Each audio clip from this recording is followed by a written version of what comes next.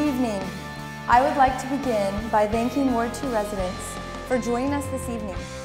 And I would also like to take a moment to acknowledge all of the candidates here tonight who have put their names forward this year's election.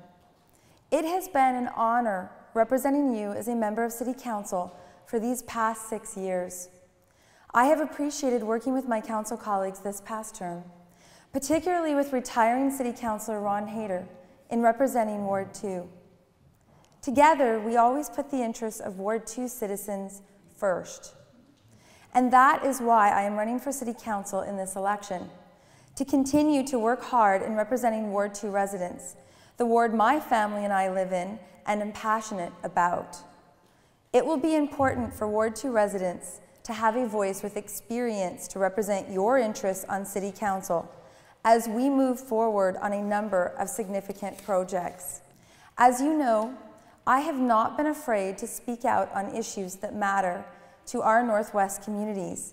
And through my actions as your City Councilor, I have shown the leadership and experience to get the job done.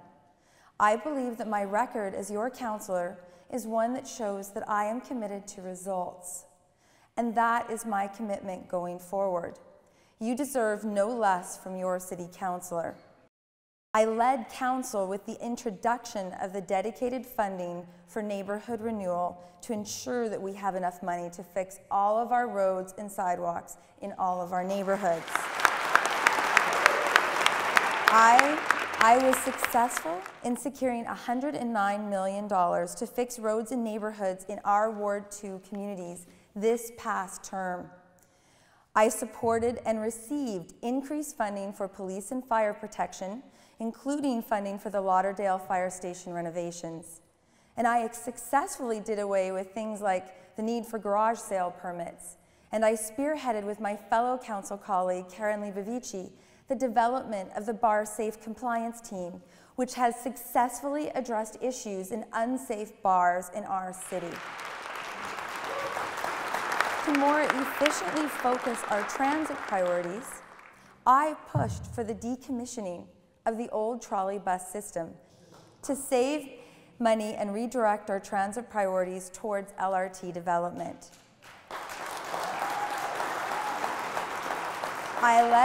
I led the charge for the development of the first leg of the Northwest NATE LRT line, which just received full funding and will be completed by the spring of 2014.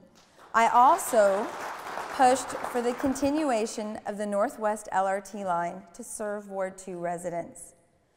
While we have accomplished many things together, there is still a lot of work left to be done, and I am not a councillor who will rest on past accomplishments.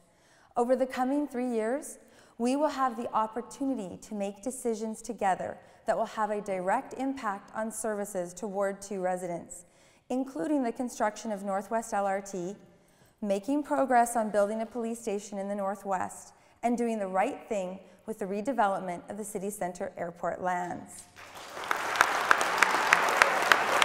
I wanted to address the issues regarding the city center airport last, as this has been the most widely debated issue in this election.